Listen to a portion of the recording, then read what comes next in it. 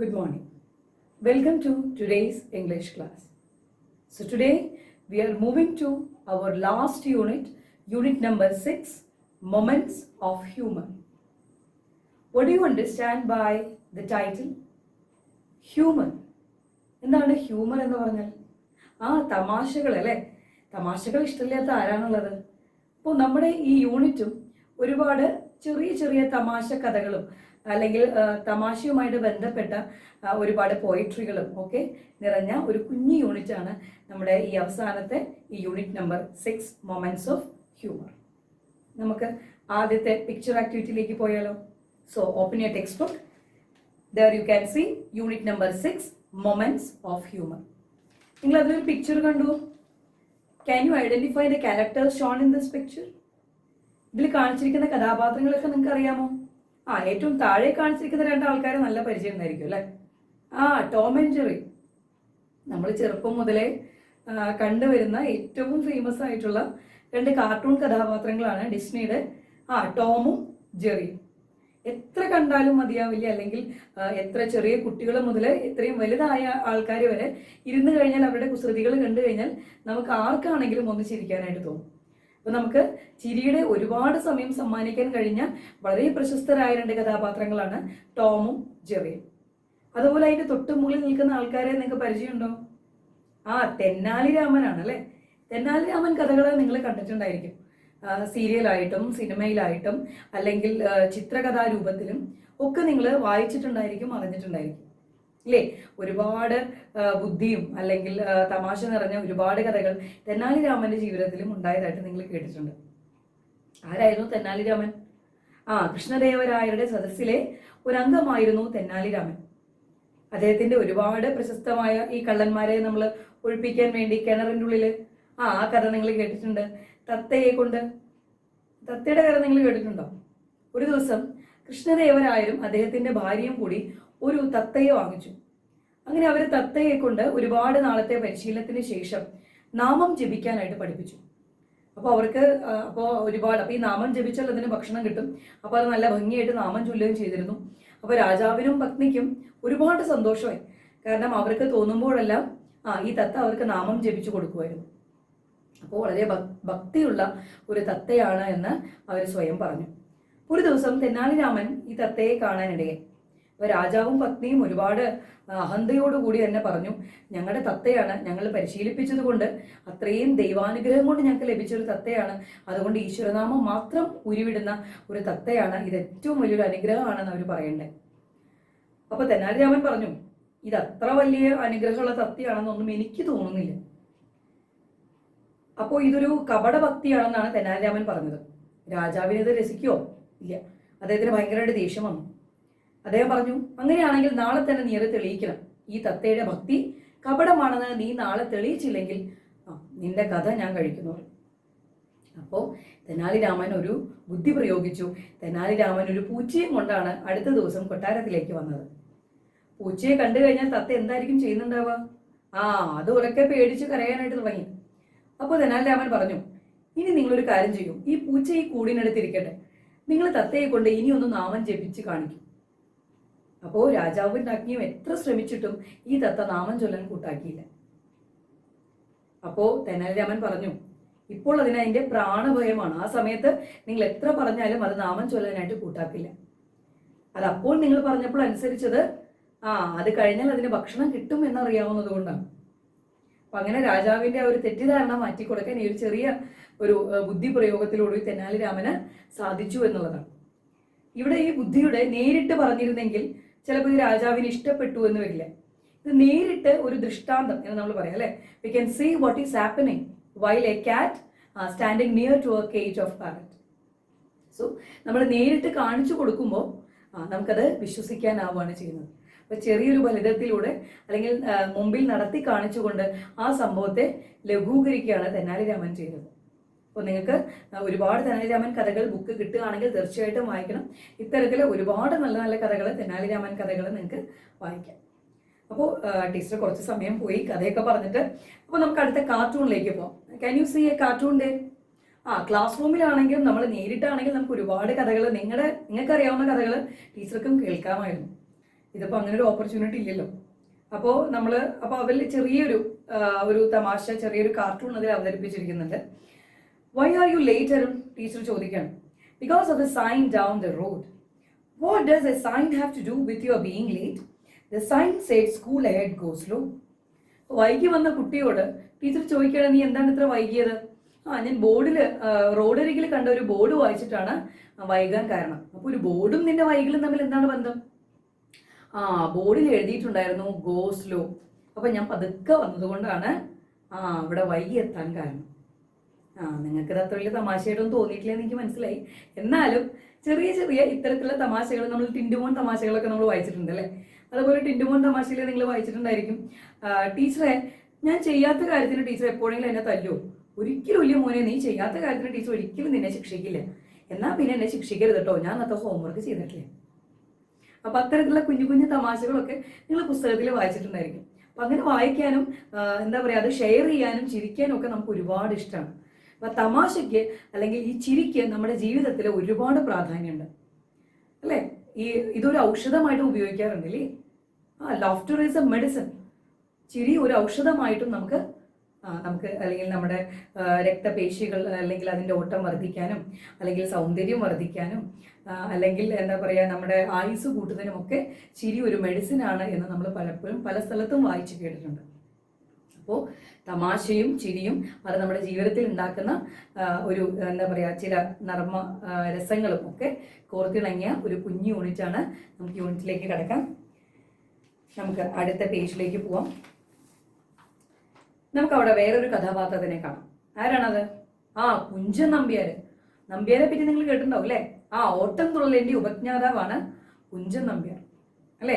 അദ്ദേഹം ഓട്ടം തുള്ളല് എന്ന കലാരൂപം ഉണ്ടാക്കാനുള്ള കഥയെ പറ്റിയിട്ടൊക്കെ മലയാളം ക്ലാസ്സിൽ നിങ്ങൾ കേട്ടിട്ടുണ്ടായിരിക്കും അല്ലേ? ഇവിടെ ചെറിയ ഒരു എനക്ടോട്ട് എന്ന് പറഞ്ഞാൽ എന്താ? സംഭവകഥ. Kerala is a home to many great humorous poet. Let's read about one of them. Kunjan Nambyar, the great poet and storyteller that made literary wit and humor understandable to the common man. His art form, Autumn Tullal, reflects the sense of social responsibility. Kunjan Nambyar, actually he created an art form called Autumn Tullal. Through Autumn Tullal, what he is doing? Actually, he is mocking and he is pointing out the social evils through his simple art form, through humor. തമാശയിലൂടെ നമ്മുടെ സമൂഹത്തിൽ നടക്കുന്ന പല അനാചാരങ്ങളെയും അല്ലെങ്കിൽ ഒരുപാട് തിന്മകളെയും നേരിട്ട് ചൂണ്ടിക്കാണിക്കാൻ സഹായിക്കുന്ന അദ്ദേഹത്തിൻ്റെ ഒരു ആർട്ട് ഫോമാണ് ഓട്ടംതുള്ളൽ. നിങ്ങൾ എല്ലാവരും ഓട്ടംതുള്ളൽ കണ്ടിട്ടുണ്ടായിരിക്കുമല്ലോ അല്ലേ? ഉത്സവ പറമ്പുകളിലും അല്ലെങ്കിൽ ഒരുപാട് സ്റ്റേജുകളിലും അല്ലെങ്കിൽ നമുക്ക് യൂട്യൂബിൽ തന്നെ കാണാൻ സാധിക്കും അല്ലേ?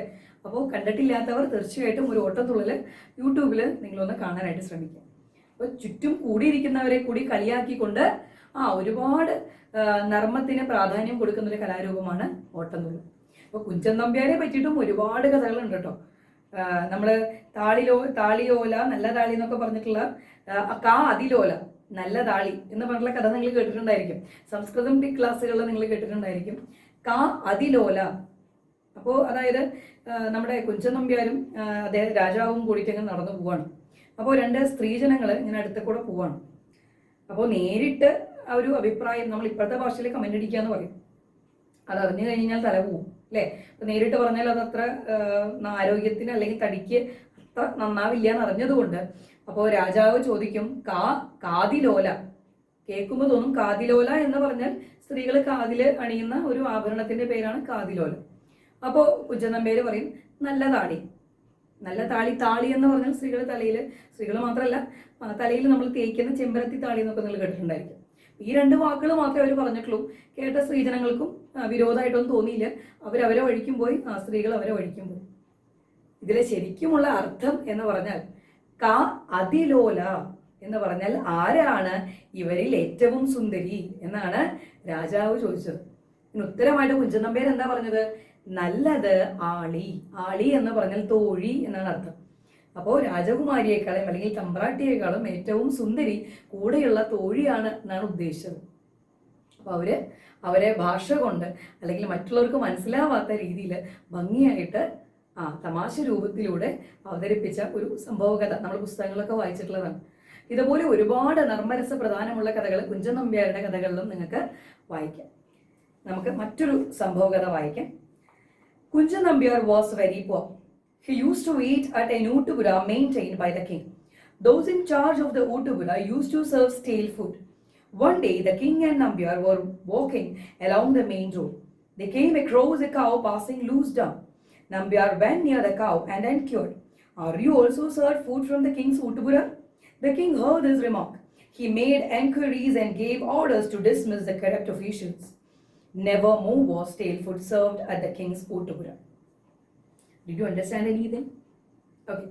അപ്പോൾ ഒരു ദിവസം രാജാവും, അപ്പോൾ പണ്ട് ഈ രാജഭരണ കാലത്ത് ഊട്ടുപുരകൾ ഉണ്ടായിരുന്നു. ഈ ഊട്ടുപുരകളാണ് ഇപ്പോഴും നമ്മുടെ ക്ഷേത്രങ്ങളോടൊക്കെ അനുബന്ധിച്ച് ഊട്ടുപുരകളുണ്ട്, പ്രസാദൂട്ടമൊക്കെ ഉണ്ടാവാറുണ്ട് അല്ലേ. അപ്പോൾ അവിടെയൊക്കെ ഭക്ഷണം ഭക്തർക്ക് അല്ലെങ്കിൽ അവിടെയുള്ള പ്രജകൾക്ക് എന്താ പറയുക സൗജന്യമായിട്ട് കൊടുക്കുന്ന സ്ഥലമാണ് ഊട്ടുപുര എന്ന് പറയുന്നത്. അപ്പോൾ രാജാവിൻ്റെ ഊട്ടുപുരയിലെ ആൾക്കാർ അവരെന്ത് ചെയ്യും, ചില തരീടമൊക്കെ കാണിച്ചിട്ട് മോശമായ പഴകിയ ഭക്ഷണമാണ് അവിടെ വിളമ്പിയിരുന്നത്. ഇത് നേരിട്ട് ചെന്ന് രാജാവിനോട് പരാതി പറഞ്ഞാൽ രാജാവിന് ചിലപ്പോൾ അത് ഇഷ്ടാവില്ല. ഇപ്പം ഏത് രീതിയിലാണ് എടുക്കുക, രാജഭരണകാലത്തെ എങ്ങനെയാണ് തല പോകേണ്ടതെന്ന് നമുക്ക് അറിയാൻ പറ്റില്ല അല്ലേ. പെട്ടെന്ന് ജനാധിപത്യ ഭരണം ആയിരുന്നില്ല രാജഭരണകാലത്ത്. രാജാവിന് ഇഷ്ടക്കേട് ഉണ്ടായാൽ ശിക്ഷ എന്തെങ്കിലും ഉറപ്പാണ്. അപ്പൊ നേരിട്ട് പറയാൻ എല്ലാവർക്കും മടിയാണ്. അപ്പോൾ ഒരു ദിവസം നമ്പ്യാര് ഇത് രാജാവിനെ എങ്ങനെയും ഒന്ന് ധരിപ്പിക്കണമല്ലോ. അപ്പൊ അദ്ദേഹം ഒരു വഴി കണ്ടുപിടിച്ചു.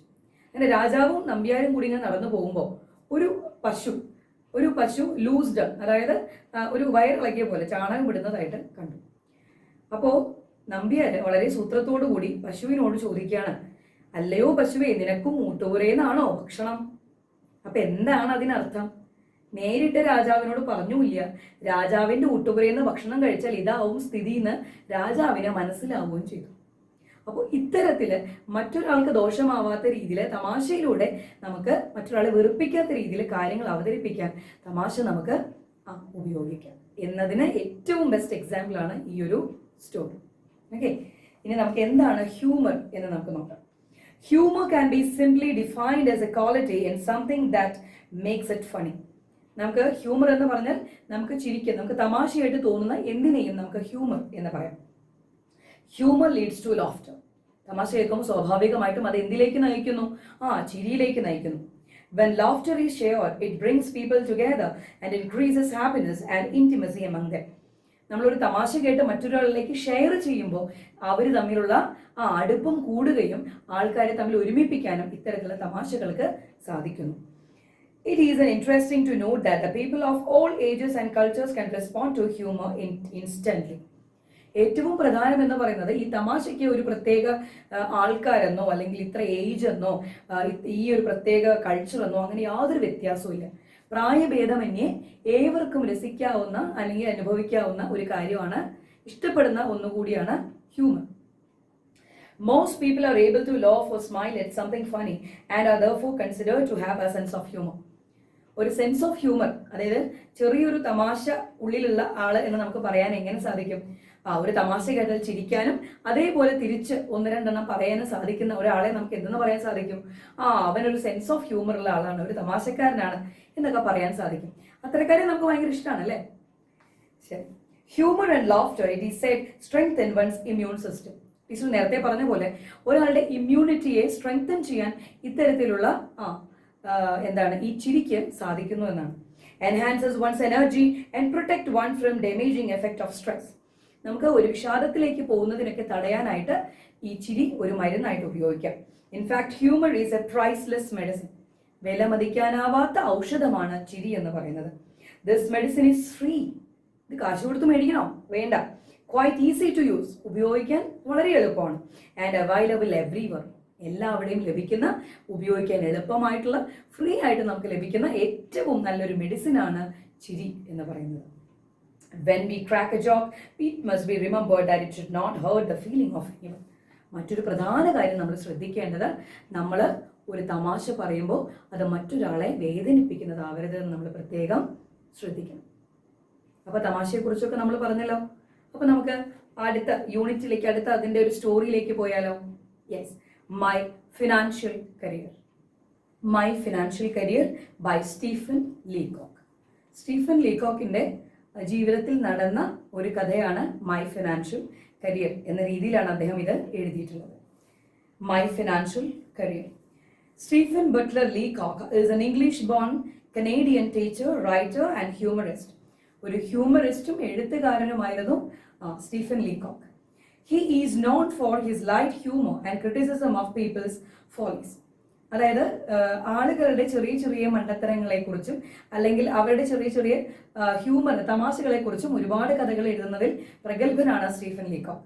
His notable works are Sunshine Sketches of a Little Town, Arcadian Adventures with an Idle Rich, etc.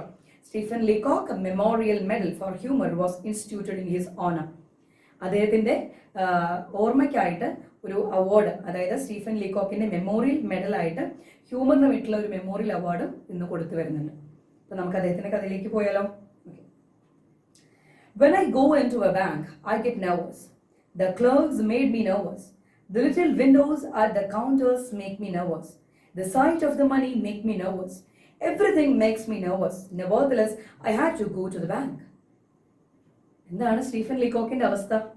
Yes, when I go in to the bank I get nervous. ആ നെർവസ് എന്നുള്ള വാക്ക് ആ പാരഗ്രാഫിൽ ഒരുപാട് തവണ റിപ്പീറ്റ് ചെയ്ത് നിങ്ങൾ കണ്ടിട്ടുണ്ടായിരിക്കും. നെർവസ് എന്ന് പറഞ്ഞാൽ എന്താ? ഗെറ്റ് ടെൻസ്ഡ് അല്ലേ? ഭയങ്കര ടെൻഷനാക്കുക. ഇദ്ദേഹത്തിന്റെ ഏറ്റവും വലിയ പേടി എന്ന് പറയുന്നത് ബാങ്കിലേക്ക് പോവാന്നുള്ളത് ഭയങ്കര പേടിയുള്ളൊരു കാര്യമാണ്. The clerks made me nervous. ബാങ്കിലേക്ക് പോയി അവിടുത്തെ ക്ലർക്സിനെ കാണുമ്പോൾ തന്നെ പേടി. The little Windows at the counters make me nervous. I became worried when I get into the bank, when I see the clerks and also I see the little windows at the counters. ആ കൗണ്ടറുകൾക്ക് മുമ്പിൽ ചെറിയ arch രൂപത്തിലുള്ള കൗണ്ടറുകൾ നിങ്ങൾ കണ്ടിട്ടില്ലേ? അത് കാണുമ്പോഴും പേടിയാണ്, ക്ലർക്കിനെ കാണുമ്പോഴും പേടിയാണ്, ബാങ്ക് എന്ന് ആലോചിക്കുമ്പോഴേക്കും ഇദ്ദേഹത്തിന് പേടിയാണ്. Everything make me nervous. ബാങ്കിനെ കുറിച്ച് എന്ത് ചിന്തിച്ചാലും പേടിയാണ്. നെവർത്തലെസ്, എന്നിരുന്നാലും I had to go to the bank. എനിക്ക് ബാങ്കിലേക്ക് പോയേ പറ്റുള്ളൂ. There was a fair increase in my salary. എന്തുകൊണ്ടാണ് ബാങ്കിലേക്ക് പോകണമെന്ന് ഇദ്ദേഹം പറയുന്നത്? അദ്ദേഹത്തിന്റെ സാലറിയിൽ നേരിയ ഒരു വർധനവ് ഉണ്ടായിട്ടുണ്ട്. A fair increase in my salary. I wanted to deposit the money with the bank. അതുകൊണ്ട് ഇദ്ദേഹത്തിന്റെ ഈ പൈസ ബാങ്കിൽ ഡെപ്പോസിറ്റ് ചെയ്താൽ കൊള്ളാം എന്നുണ്ട്. I felt that the bank was the only place for it. ഇദ്ദേഹത്തിന് അറിയാം ബാങ്കിൽ മാത്രമാണ് അത് ചെയ്യാൻ പറ്റാന്നുള്ളത്. I walked in with dragging feet and looked shyly around at the clerks. I had an idea that a person about to open an account must consult the manager. അദ്ദേഹം എന്ത് ചെയ്തു? I walked in with dragging feet. എന്താണ് dragging എന്ന് പറഞ്ഞാൽ? നമുക്ക് ഇഷ്ടമില്ലാത്തൊരു സ്ഥലത്തേക്ക് പോകുമ്പോൾ കാലിനൊരു വലിച്ചിലുള്ളത് പോലെ നമുക്ക് തോന്നും. ഡ്രാഗ് എന്ന് പറഞ്ഞാൽ വലിക്കുക എന്നാണ് അർത്ഥം. ഡ്രാഗിങ് ഫീറ്റ് എന്ന് പറഞ്ഞാൽ മടിച്ച് പതുക്കെ ഇഴഞ്ഞെന്നൊക്കെ നമ്മൾ പറയില്ലേ? അങ്ങനെ ഒരു ഫീലോട് കൂടി അദ്ദേഹം നാണത്തോടു കൂടി ആ ക്ലർക്കുകളെയൊക്കെ ഒന്ന് നോക്കി. I had an idea that a person about to open an account must consult the manager. അദ്ദേഹത്തിന് ആരോ എവിടെയോ പറഞ്ഞ ഒരു ഐഡിയ ഉണ്ട്. ഒരാൾക്ക് ഒരു ബാങ്കിൽ അക്കൗണ്ട് തുറക്കണമെങ്കിൽ അയാൾ ആ ബാങ്ക് മാനേജറെ കാണണം എന്നുള്ളത്. അതാണ് അദ്ദേഹത്തിന്റെ മനസ്സ് നിറയെ. അദ്ദേഹത്തിന്റെ മാനേജറെ കാണണം എന്ന മനസ്സിൽ ഉരുവിട്ടുകൊണ്ടാണ് പേടിച്ച് ബാങ്കിന്റെ ഉള്ളിലേക്ക് പോകുന്നത്. I went up to the counter marked accountant. The accountant was a tall, cool fellow. The very sight of him made me nervous. My voice was deep and hollow. അപ്പോൾ അദ്ദേഹം നേരെ ചെന്നത് അക്കൗണ്ടന്റ് എന്ന ബോർഡുള്ള ഒരു സൈൻ ബോർഡ് എഴുതിയിട്ടുള്ള ഒരു കൗണ്ടറിലേക്കാണ് ഇദ്ദേഹം ആദ്യം ചെന്നത്. The accountant. ഇനി അക്കൗണ്ടന്റ് എങ്ങനെയുള്ള ആളായിരുന്നു? ഹി വാസ് വെരി ടോൾ, നല്ല ഉയരം കൂടി, ആൻഡ് എ കൂൾ ഫെലോ, എന്നാൽ സൗമ്യനായിട്ടുള്ള ഒരാളാണ്. The very sight of him made me nervous. അദ്ദേഹത്തിനെ കണ്ടപ്പോഴേ അദ്ദേഹം പേടിക്കാനായിട്ട് തുടങ്ങി. My voice was deep and hollow. What do you mean by hollow? Hollow means low pitched, അതായത് ഉള്ളിലേക്ക് ഇങ്ങനെ നാളെ ഇറങ്ങിപ്പോകുന്ന പോലെ ഒരു feeling.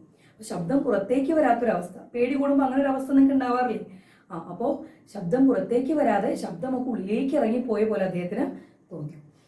Can I see the manager? I said, and added solemnly, alone? I don't know why I said alone. അങ്ങനെ അദ്ദേഹം എന്ത് ചെയ്തു? അദ്ദേഹം ഓടിപ്പോയിട്ട് ചോദിച്ചു, Can I see the manager? എനിക്ക് നിങ്ങളുടെ മാനേജർ ഒന്ന് കാണാൻ സാധിക്കൂ? I said, added solemnly. ഇത്രയും ചോദിച്ചതിന് ശേഷം വളരെ പൊളൈറ്റായിട്ട് അദ്ദേഹം ഒരു കാര്യം കൂടി ചോദിച്ചു, എലോൺ? ഒറ്റയ്ക്ക്? I don't know why I said alone. അത് പറഞ്ഞു കഴിഞ്ഞതിന് ശേഷമാണ് ആലോചിക്കുന്നത്, എന്തിനാണ് ഞാൻ ഈ ഒറ്റയ്ക്ക് മാനേജറെ കാണണമെന്ന് പറഞ്ഞത്? അദ്ദേഹത്തിന് അബദ്ധമായിട്ട് തോന്നി. Certainly, said the accountant. Certainly, തീർച്ചയായിട്ടും നിങ്ങൾക്ക് കാണാം. The manager was a grave, calm man. Grave എന്ന് പറഞ്ഞാൽ very serious. അപ്പോൾ മാനേജറുടെ അടുത്തേക്ക് അക്കൗണ്ടന്റ് കൂട്ടിക്കൊണ്ട് പോവാണ്. മാനേജർ നിങ്ങളുടെ ആളാണ്. Yes, he is a very serious man and calm. ശാന്തനുമാണ്, പക്ഷേ മുഖത്തിത്തിരി ഗൗരവമുള്ള മനുഷ്യനാണ്. Are you the manager? I asked. അദ്ദേഹം ചോദിച്ചു, നിങ്ങളാണോ മാനേജർ? Yes, he said. അദ്ദേഹം പറഞ്ഞു, അതെ. Can I see you? എനിക്ക് നിങ്ങളൊന്ന് കാണാൻ പറ്റൂ? I asked. എല്ലോ. ഇപ്പോൾ പേടി കൊണ്ടാണ് ഇദ്ദേഹം ഇതൊക്കെ ചോദിക്കുന്നത്. എനിക്ക് നിങ്ങളൊന്ന് കാണാൻ പറ്റുമോ? ഒറ്റയ്ക്ക്. അദ്ദേഹം വീണ്ടും ആ വാക്ക് ആവർത്തിച്ചു. I didn't want to say alone again but I couldn't help it. ഞാൻ വീണ്ടും ഇപ്പോൾ ഒറ്റയ്ക്കെന്ന് ചോദിക്കേണ്ട ആവശ്യമില്ലായിരുന്നു. But I couldn't help it. പക്ഷെ എനിക്കത് തടയാൻ സാധിച്ചില്ല. എനിക്ക് എന്നെ തന്നെ സഹായിക്കാൻ സാധിച്ചില്ല. The manager looked at me in some alarm. He felt that I had a terrible secret to reveal. അപ്പോൾ അദ്ദേഹം എന്നെ ഒന്ന് സൂക്ഷിച്ചു നോക്കി. എനിക്ക് എന്തോ വളരെ സീക്രട്ടായിട്ട് പറയാനുണ്ട് എന്ന് അദ്ദേഹത്തിന് മനസ്സിലായി. അപ്പം അദ്ദേഹം എന്നെ ഒന്നിങ്ങനെ ഇരുത്തി നോക്കി. Come in here, he said. വരൂ, ഇരിക്കൂ. And led the way to a private room. അങ്ങനെ ഒരു പ്രൈവറ്റ് റൂമിലേക്ക് അവർ പോയി. He turned the key in the lock. അങ്ങനെ പ്രൈവറ്റ് റൂമിലേക്ക് ചെന്നു. അവർ രണ്ടുപേരും അകത്ത് കയറി വാതില് ലോക്ക് ചെയ്തു. We are safe from interactions here, he said. Sit down. നമ്മൾ എല്ലാ ശല്യങ്ങളിൽ നിന്നും സേഫാണ്, പ്ലീസ് സിറ്റ് ഡൗൺ എന്ന് മാനേജർ പറഞ്ഞു. We both sat down and looked at each other. I found no voice to speak. അങ്ങനെ അവർ രണ്ടുപേരും ഓപ്പോസിറ്റ് ആയിട്ടുള്ള കസാരകളിൽ ഇരുന്നു. അവർ പറയാനായിട്ട് വോയിസ് ഒന്നും ഇല്ലാത്തതുപോലെ തോന്നി. You are a detective I suppose, he said. നിങ്ങളൊരു ഡിറ്റക്റ്റീവ് അല്ലേ എന്ന് മാനേജർ ചോദിച്ചു. I am not a detective at all. ഞാൻ തീർച്ചയായിട്ടും ഒരു ഡിറ്റക്റ്റീവ് അല്ല. I have come to open an account. ഞാനിവിടെ ഒരു അക്കൗണ്ട് തുടങ്ങാനാണ് വന്നത്. I intend to keep all my money in this bank. എൻ്റെ മൊത്തം സമ്പാദ്യവും ഈ ബാങ്കിൽ നിക്ഷേപിക്കണമെന്നാണ് ഞാൻ ചിന്തിക്കുന്നത് എന്നാണ് ഇദ്ദേഹം പറയുന്നത്. ആര്? Stephen Leacock. The manager looked relieved. മാനേജറിന് സമാധാനമായി. CID ഒന്നുമല്ല, ബട്ട് സ്റ്റിൽ സീരിയസ്. പിന്നെയും സീരിയസ് ആയിട്ട് പറഞ്ഞു. He concluded now that I was a millionaire. അപ്പൊ ഇദ്ദേഹം ഒരു കോടീശ്വരനായിരിക്കണം. വലിയ എന്തോ ഒരു ബൾക്കായിട്ടുള്ള കോടികൾ ബാങ്കിൽ നിക്ഷേപിക്കാനാണ് മാനേജറെ സീക്രട്ട് ആയിട്ട് കാണുന്നത് എന്ന് മാനേജർ തെറ്റിദ്ധരിച്ചു. Fair A large amount I suppose. നിങ്ങളൊരു വലിയ തുക നിക്ഷേപിക്കാൻ പോവാണ് അല്ലേ? Fairly large. അതെ, കുറച്ച് വലിയ തുകയാണ്. I whispered. അയാൾ പറഞ്ഞു. I propose to deposit $56 now and $50 a month regularly. എത്രയാണ് ഡെപ്പോസിറ്റ് ചെയ്യുന്നത്? $56 now. ഇപ്പൊ ഞാനൊരു $56 ഡെപ്പോസിറ്റ് ചെയ്യാൻ ഉദ്ദേശിക്കുന്നു. പിന്നെ എല്ലാ മാസവും റെഗുലർ ആയിട്ട് ഒരു $50 വെച്ച് നിക്ഷേപിക്കാനും ഞാൻ തീരുമാനിച്ചിട്ടുണ്ട്. I could see the manager trying to suppress a laugh. ഇദ്ദേഹം ഇത്രയും പറഞ്ഞു കഴിഞ്ഞപ്പോൾ മാനേജർ അദ്ദേഹത്തിന്റെ ചിരി നിയന്ത്രിക്കാൻ പാടുപെടുന്നത് ഇദ്ദേഹം കണ്ടു. He got up and opened the door. He called to the accountant. അപ്പോൾ ഇതിന് മനസ്സിലായി ആദ്യമായിട്ട് ബാങ്കിൽ വന്നതിൻ്റെ ഒരു ബുദ്ധിമുട്ടാണ്. കാരണം ഇത്രയും ചെറിയൊരു തുക നിക്ഷേപിക്കാൻ മാനേജറെ ഇത്രയ്ക്കും സീക്രട്ട് ആയിട്ട് ഒന്ന് കാണേണ്ട ആവശ്യമൊന്നുമില്ല എന്ന് മാനേജർക്ക് മനസ്സിലായി. അദ്ദേഹം അവിടെ നിന്ന് എഴുന്നേറ്റു അക്കൗണ്ടന്റിനെ വിളിച്ചു. Mr. Montgomery, he said unkindly loud, this gentleman is opening an account. He will deposit $56. Good morning. അപ്പോൾ മോൺകോമെറി എന്നാണ് നമ്മുടെ അക്കൗണ്ടന്റിന്റെ പേര്. ഉറക്കെ വിളിച്ചു. ഈ ജെന്റിൽമാൻ ഇപ്പോൾ $56 നമുക്ക് ബാങ്കിൽ ഒരു അക്കൗണ്ട് തുറക്കാൻ ആഗ്രഹിക്കുന്നു. ഗുഡ് മോർണിംഗ് എന്ന് അദ്ദേഹം വിഷ് ചെയ്തു. I rose. ഇദ്ദേഹം എഴുന്നേറ്റു. The manager showed me the way to the accountant. Manager അക്കൗണ്ടന്റിന്റെ അടുത്തേക്കുള്ള വഴി കാണിച്ചു തന്നു. I went up to the accountant's counter and pushed the money at him with a sudden quick movement as if I were doing a conjuring trick. ഞാൻ എത്രയും വേഗം അക്കൗണ്ടന്റിന്റെ കൗണ്ടറിലെത്തി പൈസ pushed. ആ ടെൻഷൻ കൊണ്ട് പൈസ പെട്ടെന്ന് കൗണ്ടറിന്റെ ഉള്ളിലേക്ക് ഇങ്ങനെ നീക്കി വെച്ചു. Quick movement as if I were doing a conjuring trick. ഞാനൊരു മാജിക്കൽ ട്രിക്ക് ചെയ്യുന്ന രീതിയിൽ പോക്കറ്റിൽ നിന്ന് എടുക്കുന്നു, ഇങ്ങനെ തള്ളി വെക്കുന്നു. ടെൻഷൻ കൊണ്ടാണ് ഇദ്ദേഹം ഇതൊക്കെ ചെയ്യുന്നത് കേട്ടോ. My face was pale as death. മരിച്ചു കിടക്കുന്ന ഒരാളെ പോലെ മുഖം മുഴുവനും വെള്ളറി വെളുത്തിരുന്നു. Here I said deposit it. ഇതാ പൈസ, വേഗം ഡെപ്പോസിറ്റ് ചെയ്യൂ. The tone of the word seemed to mean, let us do this painful thing. എൻ്റെ വോയിസ് കേട്ടാൽ തോന്നും ഇത്രയും വേദനാജനകമായിട്ടുള്ള ഒരു കാര്യം വേഗം ചെയ്യൂ എന്നുള്ള അർത്ഥത്തിലാണ് എൻ്റെ ഒരു ടോൺ സൂചിപ്പിച്ചത്. He took the money and gave it to another clerk. പൈസ വാങ്ങിച്ചു, തൊട്ടടുത്തുള്ള ക്ലർക്കിന്റെ അടുത്തേക്ക് അത് കൈമാറി. He made me write in some of the piece of the paper and sign my name in a book. അദ്ദേഹം എന്നെ ഒരു പേപ്പറിൽ എന്നെ കൊണ്ട് എന്തോ എഴുതിപ്പിച്ചു, ഒരു ബുക്കിൽ എന്നെ കൊണ്ട് sign ചെയ്യിപ്പിച്ചു. I no longer knew what I was doing. ഞാൻ എന്തൊക്കെയോ ചെയ്യുന്നതെന്ന് എനിക്ക് തന്നെ മനസ്സിലായില്ല. The bank was going round and round before my eyes. എൻ്റെ കണ്ണിൻ്റെ ചുറ്റും ബാങ്ക് മൊത്തം കിടന്ന് കറങ്ങുന്നത് എനിക്ക് കാണാമായിരുന്നു. Is it deposited? I asked nervously. എൻ്റെ പൈസ ഡെപ്പോസിറ്റ് ആയോ? അത് ഒരു ടെൻഷനോടുകൂടി അദ്ദേഹം ചോദിച്ചു. It is, said the accountant. നിങ്ങളുടെ പൈസ ഡെപ്പോസിറ്റ് ആയിട്ടുണ്ട്. Then I want to draw a check. എന്നാൽ എനിക്ക് ഇപ്പം തന്നെ ചെക്ക് വഴി കുറച്ച് പൈസ പിൻവലിക്കണം. I want to get back some money. എനിക്ക് ഇപ്പം തന്നെ കുറച്ച് പൈസ പിൻവലിക്കണം. My idea was to draw out $6 of it for the present use. Someone gave me a checkbook through a little window and someone else began telling me how to write it out. എൻ്റെ idea $6 ഇപ്പോൾ, അപ്പോൾ മൊത്തം salary $56 ആണ്. അപ്പോൾ കയ്യിൽ ഈ മാസം ചെലവിനെ ആയിട്ട് ഒരു $6 വെക്കണമെന്ന് അദ്ദേഹത്തിന് ഉണ്ടായിരുന്നു. പക്ഷെ ടെൻഷൻ്റെ ഇടയിൽ ആ $56 ഡെപ്പോസിറ്റ് ചെയ്തു. അപ്പോൾ അദ്ദേഹം വിചാരിച്ചൊരു കാര്യം ചെയ്യാം, ചെക്ക് വഴി ഒരു $6 എടുക്കാം, $50 എടുക്കട്ടെ എന്ന് ഇപ്പോൾ വിചാരിച്ചിട്ട് അദ്ദേഹം എന്ത് ചെയ്തു, അക്കൗണ്ടിനോട് പറഞ്ഞു. ആരൊക്കെ അദ്ദേഹത്തിന് ഒരു പേപ്പർ കൊടുത്തു, എങ്ങനെയൊക്കെയാണ് അതിൽ എഴുതേണ്ടതെന്ന് മറ്റൊരാൾ അദ്ദേഹത്തിന് പറഞ്ഞു കൊടുക്കുകയും ചെയ്തു. The people in the bank thought I was a millionaire. അവിടെ കൂടിയിരുന്ന മറ്റാൾക്കാർ വിചാരിച്ചു ഞാനൊരു ഭയങ്കര കോടീശ്വരനാണ്. Who had something wrong with him. കുറച്ച് എന്തൊക്കെയോ പ്രശ്നമുള്ള 2 ലൂസായിട്ടുള്ള ഒരു കോടീശ്വരനാണെന്ന് മറ്റുള്ളവരെല്ലാം വിചാരിച്ചു. I wrote something on the check. ഞാൻ എന്തോ ടെൻഷൻ കൊണ്ട് എന്തോ ചെക്കിൽ ഞാൻ എഴുതി. ആൻഡ് ട്രഷ്, ഞാൻ പുഷ് ചെയ്ത് ഞാൻ തള്ളി വെച്ച് കൊടുത്ത ചെക്ക് ആ ക്ലർക്കിൻ്റെ അടുത്തേക്ക്. He looked at it. അദ്ദേഹം ആ ചെക്കിലേക്ക് നോക്കി. What, are you drawing it all out again? നിങ്ങളിപ്പോൾ ഡെപ്പോസിറ്റ് ചെയ്ത മൊത്തം തുകയും പിൻവലിക്കുകയാണോ? He asked in surprise. അദ്ദേഹം അത്ഭുതത്തോടു കൂടി ചോദിച്ചു. Then I realized that I had written 56 instead of 6. അപ്പോഴാണ് അദ്ദേഹത്തിന് ആ ചതി മനസ്സിലായത്. $6 എടുക്കുന്നതിന് പകരം 56 തന്നെയാണ് അദ്ദേഹം ആ ചെക്കിലും എഴുതി കൊടുത്തത്. The entire money that I deposit, അദ്ദേഹം ഡെപ്പോസിറ്റ് ചെയ്ത മൊത്തം പൈസയും തന്നെയാണ് ചെക്കിലും അദ്ദേഹം എഴുതിയത്. I felt that I was doing something unreasonable. എന്തൊക്കെയോ കാരണമില്ലാതെ ചെയ്യുന്നതായിട്ട് അദ്ദേഹത്തിന് തോന്നിക്കൊണ്ടിരുന്നു. All the clerks had stopped writing to look at me. അവിടെ ഉണ്ടായിരുന്ന എല്ലാ ക്ലർക്കുകളും അവരുടെ വർക്ക് അവസാനിപ്പിച്ച് ഇയാളെ തന്നെ നോക്കിക്കൊണ്ട് നിന്നു. Yes, the whole thing. അപ്പോൾ നമ്മൾ ചമ്മൽ മറക്കാൻ എന്ത് ചെയ്യും? അതെ, ഞാൻ മൊത്തം പൈസ തന്നെയാണ് ഉദ്ദേശിച്ചത്, ഞാൻ തെറ്റിയിട്ടൊന്നല്ല എഴുതിയിട്ടുള്ളത്, ശരിക്കും ഞാൻ അത്ര തന്നെയാണ് ഉദ്ദേശിച്ചത്. You withdraw all your money from the bank. ഈ ബാങ്കിൽ നിന്നും നിങ്ങൾ മൊത്തം പൈസയും പിൻവലിക്കുകയാണോ? ക്ലർക്ക് വീണ്ടും ചോദിക്കുകയാണ്. Yes, every cent of it. അതെ, ഒറ്റ പൈസ പോലും ഞാൻ ഈ ബാങ്കിൽ ഇടില്ല. Are you not going to deposit any more? അല്ല, നിങ്ങൾ ഇനി വീണ്ടും ഡെപ്പോസിറ്റ് ചെയ്യുമെന്ന് പറഞ്ഞിരുന്നല്ലോ, ഇനിയും നിങ്ങൾ ഈ ബാങ്കിൽ ഡെപ്പോസിറ്റ് ചെയ്യാൻ ഉദ്ദേശിക്കുന്നില്ലേ?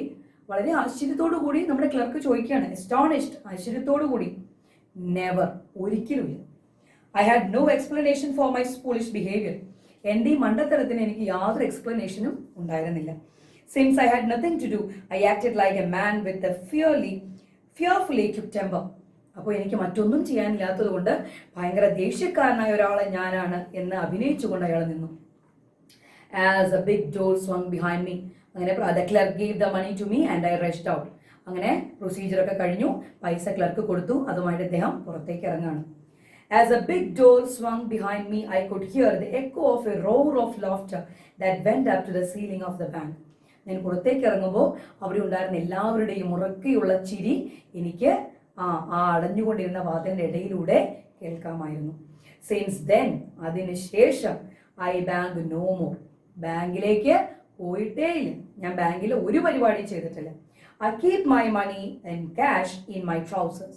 എൻ്റെ ട്രൗസറിൽ തന്നെയാണ്, അല്ലെങ്കിൽ എൻ്റെ ട്രൗസർ പോക്കറ്റിൽ തന്നെയാണ് ഞാൻ എൻ്റെ പൈസ സൂക്ഷിച്ചിരുന്നത്. And my savings in silver dollars in a sock. അതിൽ നാണയങ്ങൾ ബാക്കി വരുന്നത് ഒരു ചെറിയൊരു സാക്കിൽ അല്ലെങ്കിൽ ചെറിയൊരു മണി ബാങ്കിൽ, ഒരു മണി പോട്ടിൽ ഞാൻ സൂക്ഷിച്ചു. അപ്പോൾ വളരെ ഫണ്ണിയസ്റ്റ് ആയിട്ടുള്ള ഒരു എന്താ പറയുക, ഒരു ഇൻസിഡൻ്റ് ആണ്, ഒരു അനക്ഡോട്ടാണ് നമ്മളിപ്പോൾ വായിച്ചത്. അതിൽ ഒന്നാമത്തെ ആക്ടിവിറ്റി നിങ്ങൾ ഹോംവർക്കായിട്ട് ചെയ്യണം. ലീകോക്ക് ലാസ്റ്റ് എന്താ ഉണ്ടായിരുന്നു നമുക്കറിയാം. അദ്ദേഹം ഒരിക്കൽ പോലും അദ്ദേഹം ബാങ്കിലേക്ക് പോയിട്ടില്ല. Can you suggest another ending to the story? ഈ സ്റ്റോറിക്ക് മറ്റൊരു എൻഡിങ്, അദ്ദേഹം ബാങ്കിൽ നിന്ന് ഇറങ്ങി പിന്നെ എന്തായിരിക്കും അടുത്തത് സംഭവിച്ചിട്ടുണ്ടായിരിക്കുക? അത് ഈ പൈസ കൊണ്ട് മറ്റൊരു എൻഡിങ്, അദ്ദേഹം വേറെ എന്തൊക്കെയോ ചെയ്തു എന്നുള്ള രീതിയിൽ മറ്റൊരു എൻഡിങ് നിങ്ങൾക്ക് ചിന്തിക്കാൻ പറ്റുമെന്നാണ് ഒന്നാമത്തെ ആക്ടിവിറ്റി. അപ്പോൾ അത് ആലോചിക്കുക, സ്വന്തമായിട്ട് ടെക്സ്റ്റ് ബുക്കിൽ എഴുതാം. ഓക്കെ, അപ്പോൾ text book, you have to read the text book twice or thrice and you have to enjoy the story. Find out the questions, textual questions. You have to find out the answers and use the pencils and write the answers on the textbook itself. Okay, hope you understood today's class. So we can meet in the next class. Thank you.